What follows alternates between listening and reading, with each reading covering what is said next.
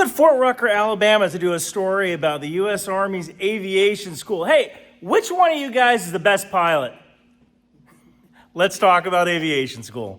I had the privilege of spending 3 days at Fort Rucker, Alabama, home of U.S. Army Aviation, to learn how the Army trains pilots. I even got the chance to get in a few helicopter simulators and a couple of birds. I was really humbled by my experience. Flying is hard, but more on that later. You know, driving out of Fort Rucker wasn't cheap, and this is why I'm proud to be sponsored by Lumen. If you've noticed, I've lost some weight, lost about 10 pounds. I attribute a lot of that to Lumen. Lumen is the world's first handheld metabolic coach. With just one breath in the morning, Lumen can measure your metabolism.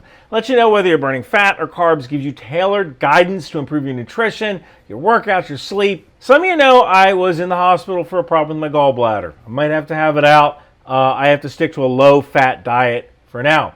So full disclosure, I had yogurt, peaches, and like granola for breakfast. It's almost lunch and I want to know what to eat so my gallbladder doesn't explode. So let me show you how this thing works. Let's go. Inhale deeply through your lumen.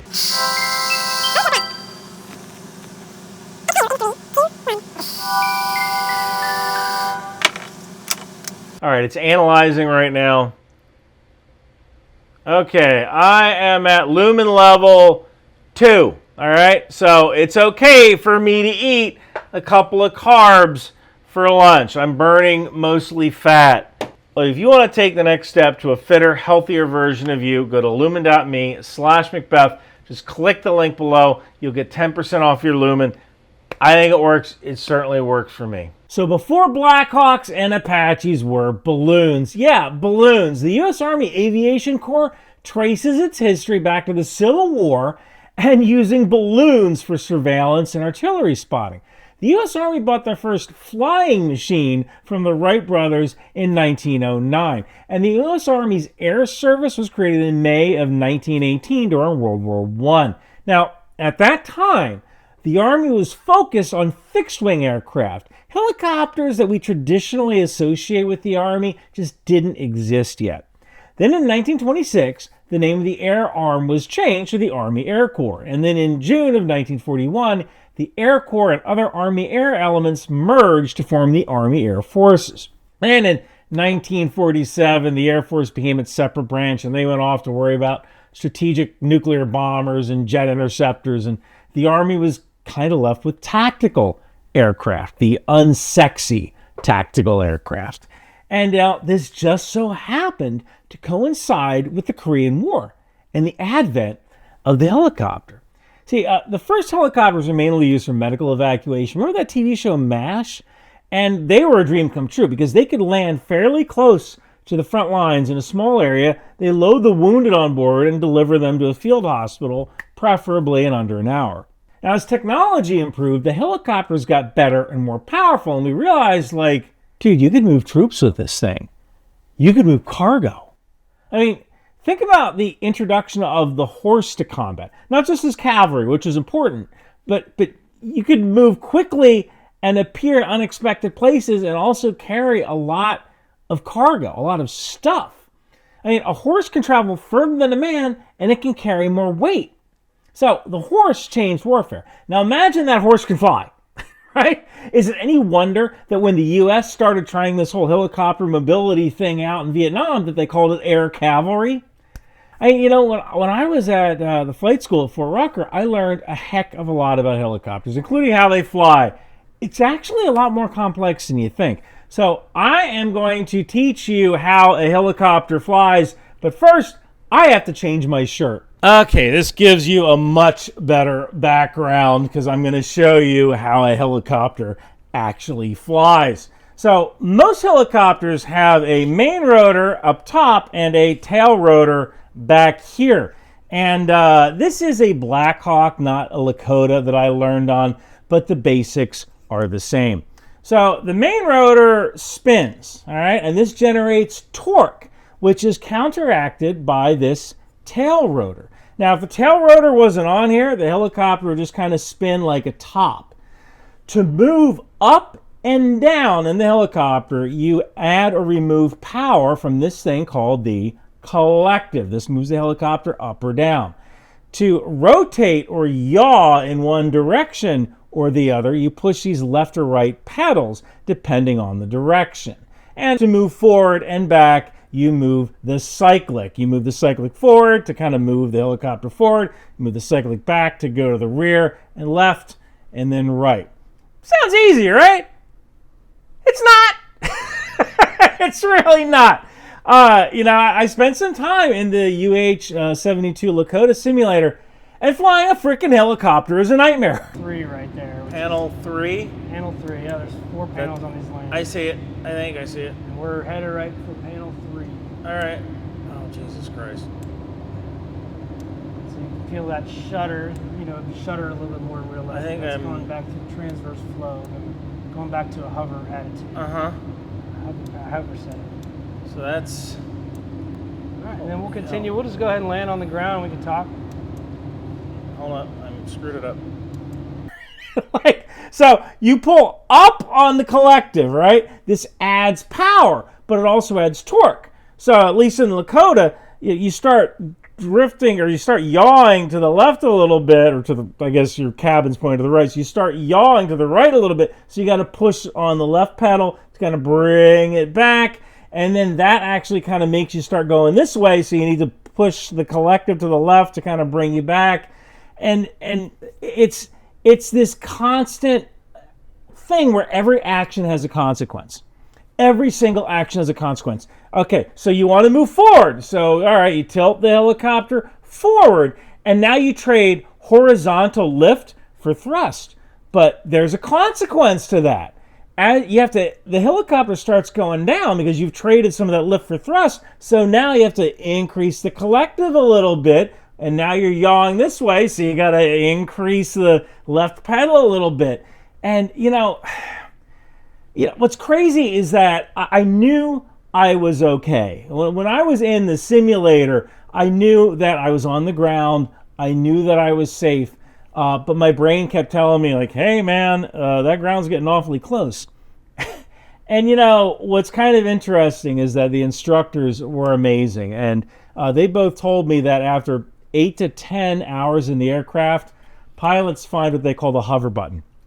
And this means that everything clicks and movements start to feel like an extension of yourself rather than fighting the helicopter, which is basically what I was doing.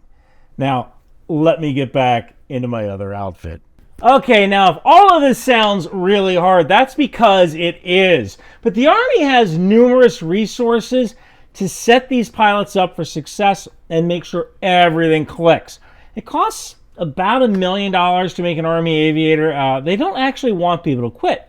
And they provide all sorts of resources to pilots so that they can set them up for success.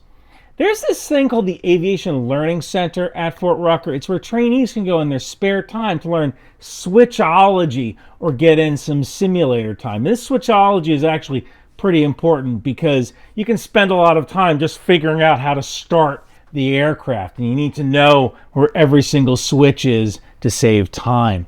They even have these human performance experts similar to what you might find on an NFL team, who, in their words, help the soldiers improve their cognition, to improve their ability to retain information and perform at a high level. When you think about it, helicopter pilots are kind of like the elite athletes of the Army. In the same way that only 257 NFL players are drafted each year, the U.S. Army only accepts between 800 and 1,000 pilot applicants every year. So why wouldn't you want to treat these pilots like the star players they are? So how do you actually become an Army aviator? Well, there's actually 2 paths. You have the officer path and you have the warrant officer path. If you go the officer route, you need to receive an Army commission. This can be done through a service academy like the United States Military Academy at West Point, Officers Candidate School, or the Reserve Officer Training Corps at colleges across America.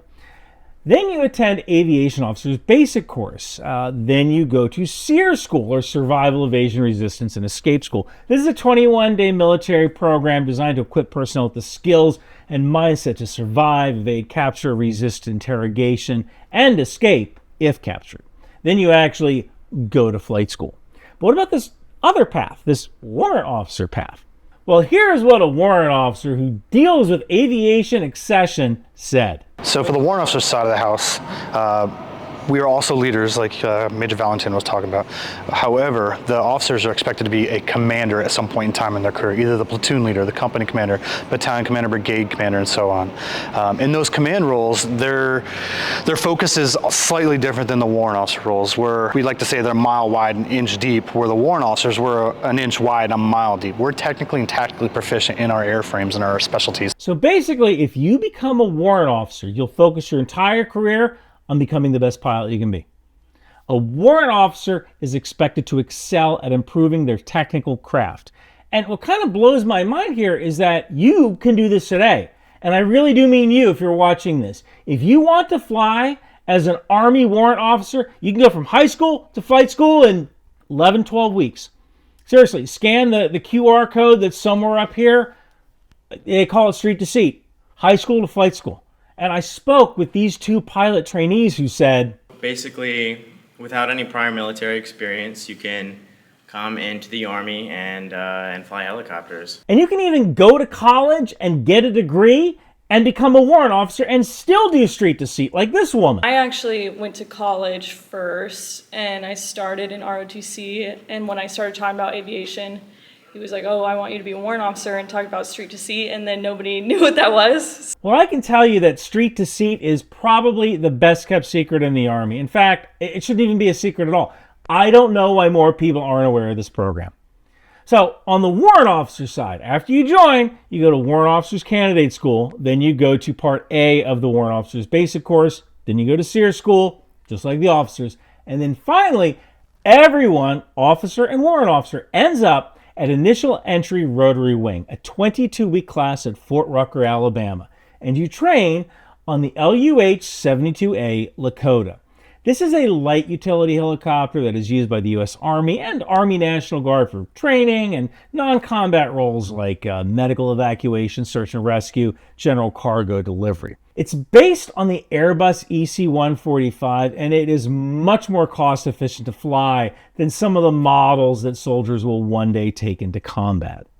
But the most important factor of the Lakota is actually somewhat surprising. It's the screens. Today, a pilot is more like a cockpit manager who's not just expected to fly, but to communicate and use sensors and maybe even control drones. The Lakota is designed to simulate that kind of advanced environment that we see in the cockpits of Chinooks and Blackhawks and Apaches. Flying a helicopter is like patting your belly while rubbing your head while riding a bike and reciting the Pledge of Allegiance. You are constantly making adjustments to inputs. You're constantly thinking in 3 dimensions. You're constantly communicating and keeping an eye on your altitude and your airspeed while simultaneously wondering where the ground is. You know, I can't even imagine adding combat and deploying sensors and weapons. Your mind literally can't drift. You can't think of anything else. And I spoke to one pilot who said, no, you can't live in the present. You need to think 10 seconds ahead.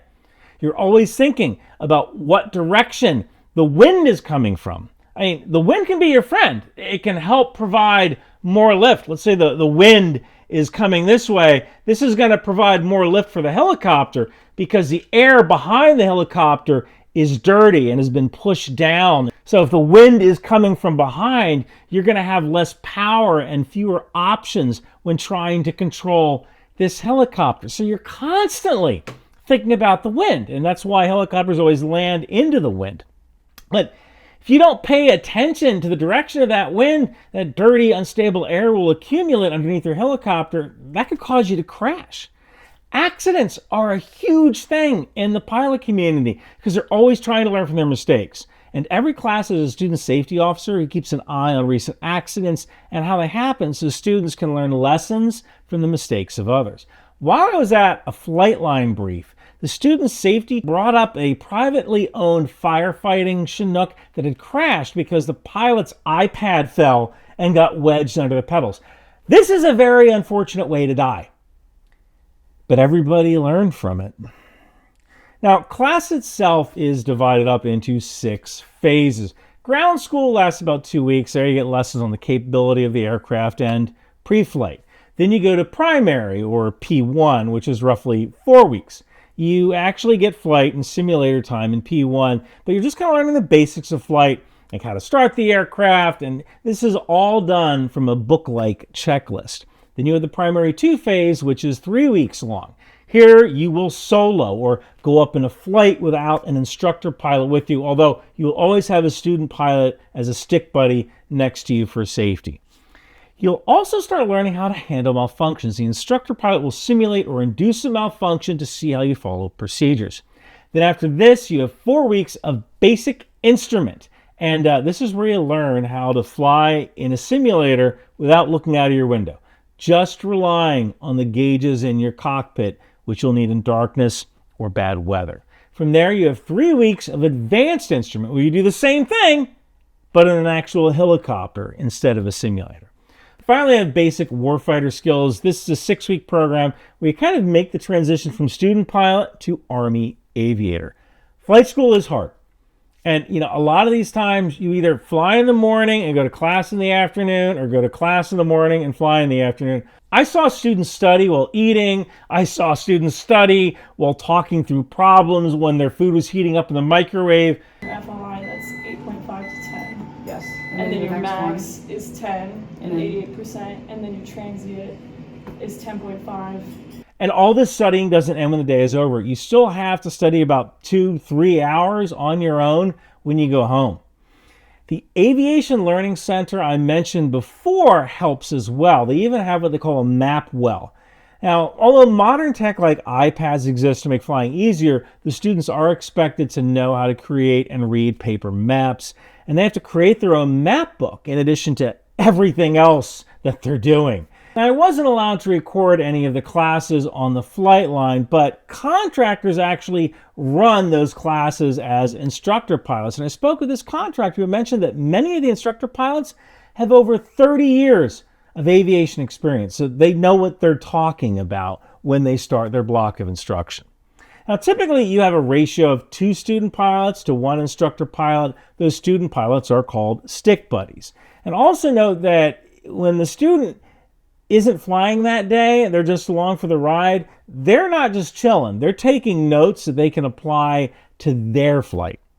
Now, I also discovered some interesting traditions. The first is that on your first flight, it is a tradition for the student to give the instructor pilot a nickel from their birth year. They call this the nickel ride, and the tradition goes back to the early days of flight when there weren't that many regulations, and pilots would offer to take someone up in the air for a nickel. There's also a tradition at the School of Colored Hats. Every class has their own colored hat. Orange, blue, red, whatever. Black is for the instructors. Wings are sewn onto the hat after your first solo, but there is a lot more to learn before you get those wings on your chest. Now, the average day of just getting in the aircraft is a process. When you're scheduled for flight training, you first get the weather. Then you get a briefing for the aircrew. And everybody who's involved in the flight is part of that briefing, including me when I did it. Then you get the torque value, or PPC, also known as Performance Planning Card. This is necessary to determine how much weight you can carry and spare power you need to make maneuvers. If it's a hot day or the air is less dense, or you're carrying a particularly heavy load, you'll have less torque, which means less power to work with. So the PPC gives you an idea of where your torque value needs to be before takeoff. Ideally, you want it between 2% of your estimated value. Then you get the keys. Yeah, the Lakota has keys, and your survival radio, as well as your flight equipment. Then you head out to the flight line. That's where you might meet Daniel Robinson. He's in charge of the airfield and some 200 or so helicopters. Think of him like the lubricant that keeps the entire operation running, from getting trainees to the right planes to troubleshooting maintenance problems before flight. My name is Daniel Robinson. I'm Airfield Services Lead, Motor Vehicle Operator Lead, and also overlooking the whole airfield. What's the most challenging part of your job? Dealing with students. To be honest, yeah. You got so many different mentalities here, you have to be able to read all of them to understand where they're coming from. And you've been doing this for 40 years. 41. Unsung hero. Unsung. Now, when you actually get to your helicopter, you don't just hop in and fly. You have to check the system for leaks. You also check the maintenance records and notice any deficiencies. Then you do a walk around of the helicopter. This is actually pretty important because you might be so focused on the small things that you don't notice that the aircraft is still tied down or there's a big piece of debris nearby that get blown away. Everything has to be stowed. Remember that loose iPad that I mentioned in the civilian Chinook? You don't want that. Helicopters vibrate and whip all sorts of wind around. You can lose something very easily. Now, you go through your pre-flight checks and start the aircraft. This is an entire process. It takes about an hour for new students, but I did it with the instructor pilots in about 17 minutes. Test and progress, trim 3, triple tack, low rotor. 4 cautions, no input fail, CT fans, cab advance, event fan indications, reset, single warning dong. And there's a reason why these simulators are so widely available to the students. Getting through your checklists and knowing the switchology are major points of friction when learning to fly. Now, when you take off, you talk to the control tower first, and this is to get clearance. Then you actually launch the aircraft. You hover about 3 feet above the ground. This is where you check your torque value to make sure it's aligned with the PPC. If it's within like 2%, you're clear to fly. Then you hover on the sod. You face the wind and you take off for a day of training. After 12 weeks of this, initial entry rotary wing ends, and then the pilots go to their advanced school where they learn how to fly Blackhawks or Apaches or Chinooks or the Army's C-12 VIP plane. Now, these schools vary in length depending on the airframe, but you could be in flight school for a total of 18 to 24 months. Apache school is actually the longest because that involves weapons training that other platforms just don't have. Then, when it's all over, you finally graduate and get your wings. Eventually, if you're a warrant officer, you're going to go to further training, but then you'll go to your unit where you keep learning how to do your job. And when you graduate, well, you can actually get your commercial pilot's license if you choose to do so. Pilots are held to a 10-year military commitment, and while some stay, those that leave do so with a very special set of skills that few people have. They will end up flying as firefighters or police or medical evacuation. Some even transition to fixed wing and they go work for an airline. So there's a lot of career options if you become an Army pilot. I walked away from this school with an enormous amount of respect for aviators. Back when I was an infantryman, we just kind of had contempt for helicopter pilots. Because we're trying to do sling load operations, or we've been out in field with a week, and hey, the birds are going to fly you back. And they fly out and they see a drop of rain and they turn around. Oh, well, I guess we're walking back, right? But I'll tell you something, now I know why they did that. These are some highly trained individuals, and they're not just responsible for their aircraft, they're responsible for the lives of the soldier and back. Well, I'm sure, they could fly through the rain, or they would fly through the rain, especially if someone was injured. Choosing not to do so in a non-emergency is the right call, especially with peacetime situations that have moderate or high risk. These kids, 19, 20 years old, flying multi-million-dollar machines where they're even allowed to buy a drink, there's something pretty amazing about that. So I came down to Fort Rucker thinking I'd make a video about Army flight school, and instead I walked away with a whole new level of respect for the people who fly those helicopters. These kids, they're not just pilots, they're athletes, they're technicians, they're leaders. I think America is in some pretty good hands. If you're thinking about becoming a pilot, whether you're 18 or 32, maybe it's time to stop thinking and start applying. Just be better at the simulator than I was. There are a number of people I would like to thank for making this happen. First is Major Alexander Valentin and Chief Warrant Officer Severett Roan, who took time out of their day to talk to me about the process of applying for flight school. Lieutenant Mark Stiles of Fort Rucker Public Affairs, and Instructor Pilots Chief Hunt and Baumel for being so patient with me as I learned how to fly the Lakota. I'm sure I scared you more than once. Thank you, Daniel Robinson, for speaking to me about airfield operations. People like you keep Karnes Airfield running. You really are the unsung hero of the Army's flight school program. Also, thanks to Brianna and Jennifer, performance experts who use sports physiology to turn Army pilots into efficient athletes, students, and let's face it, killers. And Finally, special thanks to Mr. Hamilton, the public affairs officer, for escorting me around for these 3 days. If it hadn't been for you, I wouldn't have been able to make the video. This video has been reviewed by the U.S. Army for technical accuracy before release. Any mistakes I've made are purely my own. If you want to support the channel, grab my Rock Out with Your Chalk Out t-shirt from Bunker Branding. It's got the Chinook on it, the Apache. It's got the Black Hawk as well. And you know, if you want me to come to your base and do a video about something you're good at, let me know. I'm always on the lookout for interesting stories. Thank you guys so much for watching.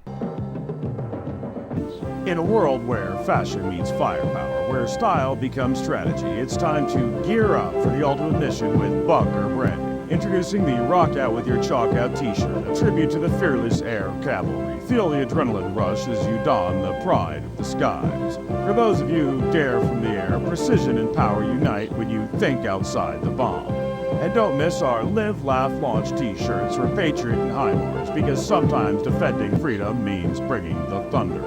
Finally, for the true defender of the seas, we present Department of the Boat People. Sail with honor and show your allegiance to the world's mightiest maritime force. With these shirts, hoodies, and stickers, along with the tow missile, landmines, and drone warfare. These aren't just shirts, they're statements. They're your way of saying I stand for strength, unity, and style. Get yours at Bunker Branding today.